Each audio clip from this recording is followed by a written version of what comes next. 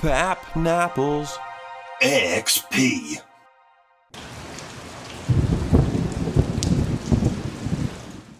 South Park: The Stick of Truth is a role-playing RPG set in the iconic town. You play as a newly arrived kid who gets pulled into the boys' new adventure. You are promptly given the name Douchebag and wage war between humans, led by Cartman and Kenny, and the elves, led by Stan and Kyle. The story unfolds as if you were watching a 3-part episode of the series. There's a good selection of locations from the show, and plenty of throwback items and characters that would make any fan smile. The combat is turn-based and gives you moments to parry and combo if you're fast enough. Weapons and armor can't be upgraded. Instead, you're given the choice of stat-changing patches you can equip. There are 4 classes of characters to choose from: Fighter, Mage, Thief, and Jew. Each gives you access to certain weapon types and magic attacks. If you find yourself going through the story too fast, give some of the side quests a go. Besides the experience you get, you will also gain friends in the in-game Facebook. Get enough friends and you can upgrade your magic attacks. I'm excited for the Fractured Butthole. Let me know in the comments what you think. Mischief Makers is a fairly obscure title. No, not that DVD of 60s films. It's a 3D side-scrolling platformer for the Nintendo 64. But don't let that fool you. Mischief Makers is far from ordinary. The main mechanic of the game is grabbing, whether that be a gun or a ball with a face on it. Yeah, I didn't mention that this game is very Japanese level crazy, but that's not a bad thing in my opinion. The bosses are some of the most creative fights I've had on the Nintendo 64, that's for sure. The music and level design are really well done, making it that much more enjoyable. I can't see why this one never got a sequel. I guess some gamers don't like anything beyond the norm. My hope is for some talented developer to buy the rights and give it a next-gen release. The Simpsons Road Rage. I played this one to death back in the day. It follows the trend of The Simpsons copying popular games during its time period. This one is an obvious Crazy Taxi clone, but not a bad one at that. You get to roam around 6 districts of Springfield earning cash by driving people to their destination, with over 20 different unlockable characters in all. The game isn't too deep besides that and some fan service. I admit that when I was playing through this, I desperately wanted to experience The Simpsons Hit and Run, which only came out 2 years after this. The only reason to pick this one up is if you're a huge Simpsons fan like myself, or you're a Crazy Taxi enthusiast. Other than that, it's definitely not for everyone. The depths of the ocean can be a truly powerful sight, with various different species of life roaming the waters. Abzu, released in 2016, takes us across the sea in a unique sci-fi adventure. Your goal in the game is to complete various puzzles and find the path forward. The only means of doing this is by exploring. In doing so, you'll discover a variety of fish and interact with them. Some will swim away, while others are indifferent to your presence. You may even catch a ride if you can hang on. For a game that's 99% of water level, the controls are actually pleasant, and given it only takes 4 hours to complete, it never overstays its welcome.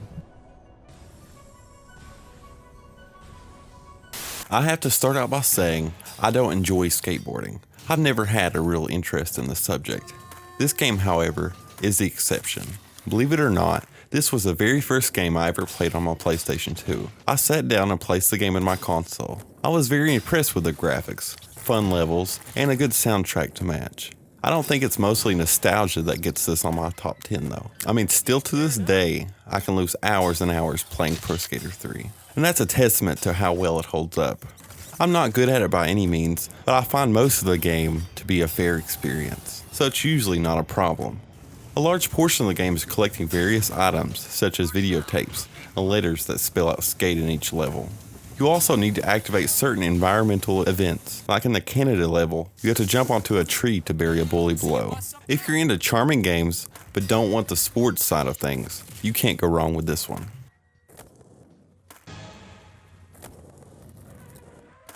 Now, unless you saw a YouTuber play or talk about this game, I'm positive you never heard of it.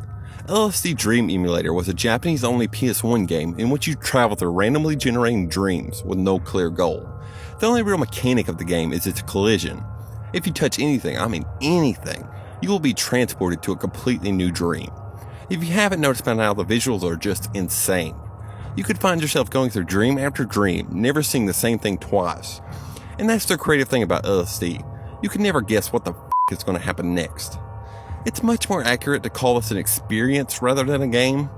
I guess you can call it a horror game, but not in the traditional sense. It's much more creepy than straight up survival. I think LSD desperately needs a new release, since it's far too hard to actually buy the game, resulting in having to emulate it. Get it? LSD Dream Emulator on an emulator. Bloodborne is everything I like about Dark Souls, ramped up 100%.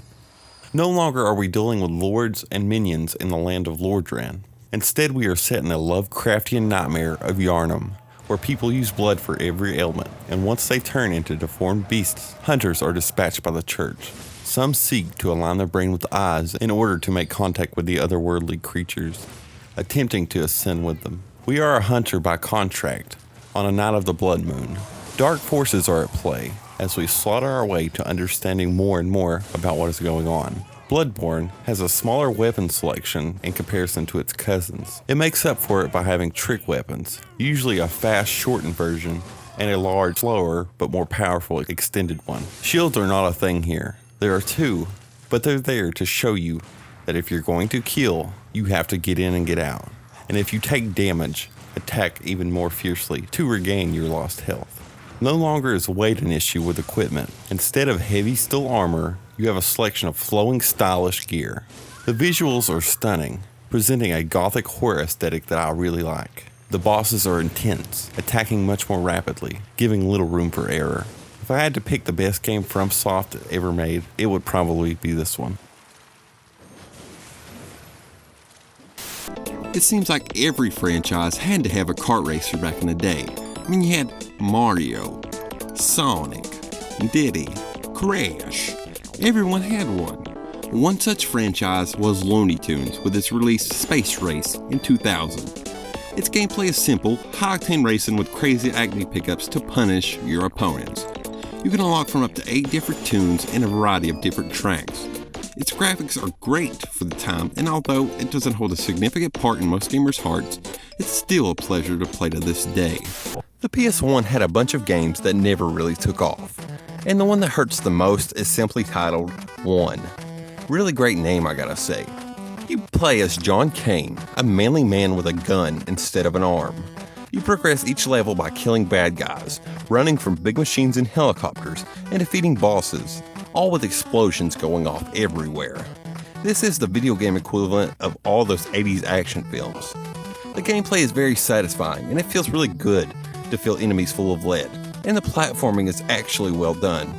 Unfortunately, the company behind this hidden gem, Visual Concepts, only really do sports games nowadays. So yeah, pretty much screwed. Yoshi's Island. Yes, you heard me right. The best game ever to be created, in my opinion, is Yoshi's Island. If you don't believe me, maybe give it a try sometime. I actually got this from an older cousin. I was playing it at their place and I enjoyed it so much he just gave it to me. What a life-changing day that was. You play as Yoshi, on a quest to rescue baby Luigi from Kamek and reunite the two brothers. Through 48 levels, you'll travel a variety of different locations. Enemies cannot kill you. Instead, they will knock baby Mario off into the air when touched, and a counter will tick down. If you do not recapture Mario before time runs out, you will lose. Your main attack consists of aiming the reticle at enemies and throwing eggs. You can refill your stock by either hitting colored blocks or swallowing enemies. You can ground pound, which comes in handy in a few scenarios. Yoshi will occasionally come across different vehicle bubbles, which will turn him into it for a short time. Also along the way, you will find a few kinds of watermelon that will give Yoshi a special ability. The bosses in the game are insane for the Super Nintendo, thanks in part to the Super FX chip. The distinct hand-drawn art style is just gorgeous. A lot of games try for a more realistic look. The drawback is once the technology improves, their look becomes instantly dated. That's why Yoshi's Island is still just beautiful today. I guess I feel that way about the game as a whole. It's timeless.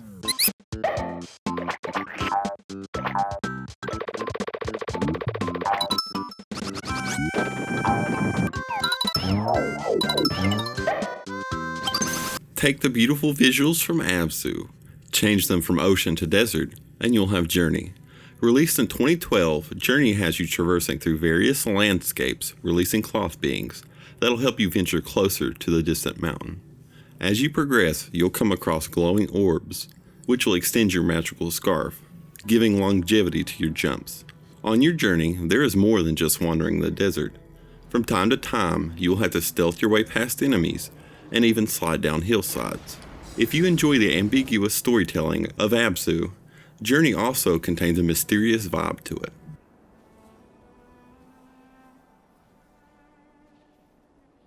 When I try to pinpoint what's the best horror game, one game always pops up in my mind. Silent Hill 2. And not for the typical reasons you would expect.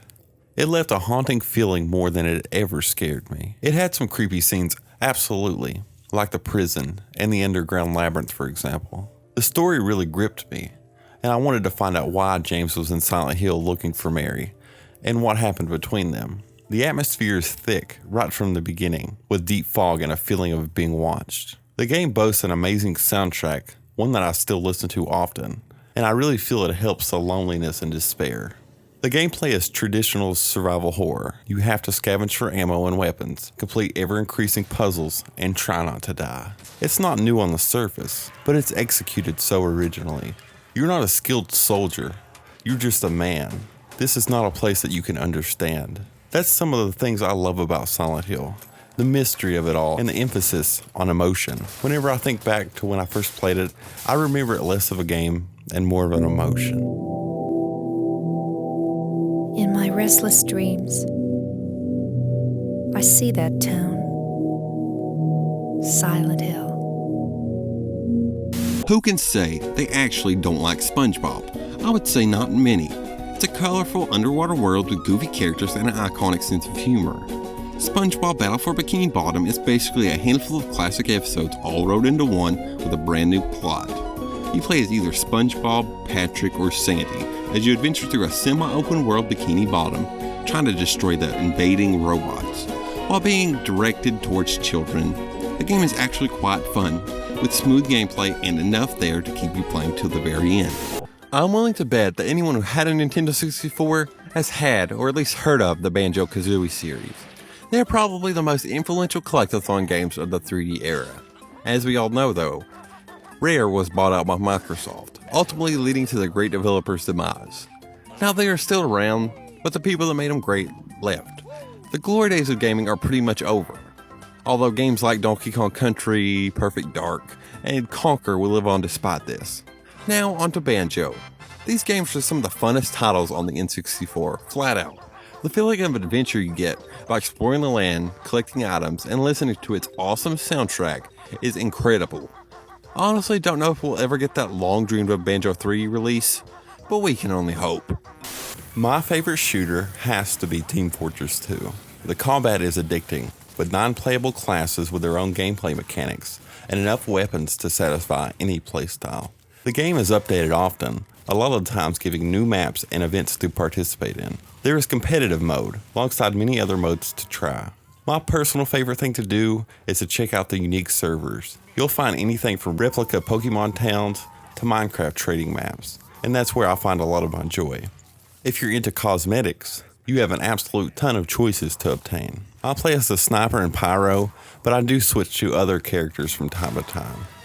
If you want a dedicated player base, this is your game.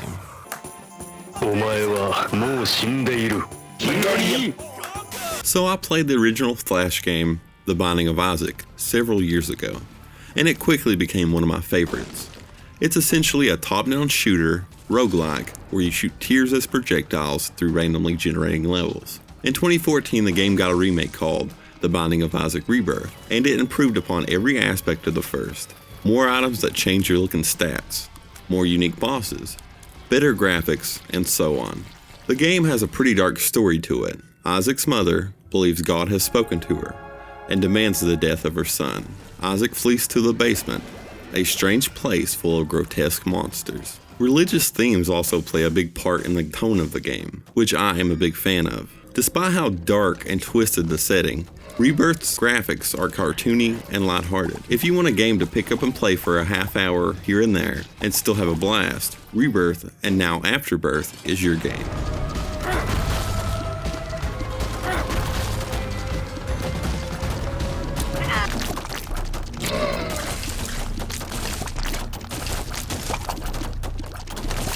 Donkey Kong Country was the first game that really blew my mind. When I was a kid, I had 2 games initially for the Super Nintendo, Super Mario World and this. While I can say Mario World is definitely a masterpiece, Donkey Kong Country just had so much more to offer. The decision to give the sprites a pre-rendered look really made DK look completely different from all the other platformers at the time. The levels were immersive and challenging. The music was sweet, still my favorite SNES soundtrack by the way. You control Diddy and Donkey Kong, on the quest to get back all their stolen bananas from King K. Rool. Each stage has 4 collectible Kong letters.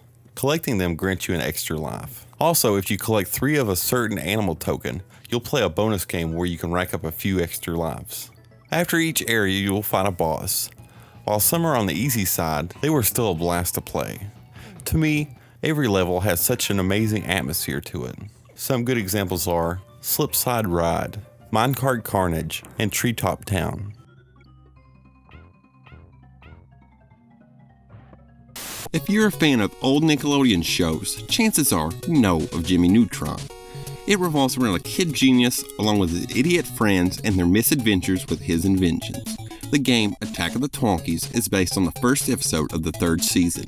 Basically, Jimmy accidentally brings a dangerous species back from a distant planet and has to collect various items to create ways to stop the Twonkie invasion. The gameplay is just that, an action, linear collect-a-thon. While I won't say it's even close to being the best of its genre, and is clearly a kid-oriented game, it definitely is a fun experience for what it is. So Jimmy, guess what? My folks said I could get a new pet as long as it doesn't set off my allergies. That's great, Carl. Uh-huh. Mario Sunshine is my personal favorite 3D Mario title in the lineup. Sure, Mario 64 is a great game, but I feel it overshadows how great Sunshine really is. This game takes place on the tropical island of Delfino, as you try to regain all of the shine sprites scattered across the regions. Unlike other Mario games, your objective isn't to rescue Princess Peach. Instead, you've been framed and have been ordered to clean up all the polluted sludge plaguing the land. Your main method of completing your task, as well as traversing the levels, is the Flood device, a talking multi-purpose water cannon. The platforming as well as combat was surprisingly enjoyable with this new system. From the very beginning, it's apparent. This game is beautiful. From Serena Beach to Rico Harbor, you'd be hard-pressed to find a bad-looking area. If you're looking for a unique Mario game, this should be your first place to start. Unfortunately, the only way to play this at the moment is on the GameCube or Wii. With all that said though, it's still worth all the trouble. There is no game I've loved enough to buy twice, except for Psychonauts. Oh my god, if you haven't played this game, you are missing something truly special. If you're unfamiliar with Tim Schafer's work, he created Grim Fandango and Monkey Island, both unique and stylized games. Psychonauts is a creative platforming game with an emphasis on character. You play as Raz, voiced by the legendary Richard Horvitz, who you may also know from Angry Beavers and Invader Zim. The goal of the game is to become a Psychonaut by getting badges before your parents come to pick you up.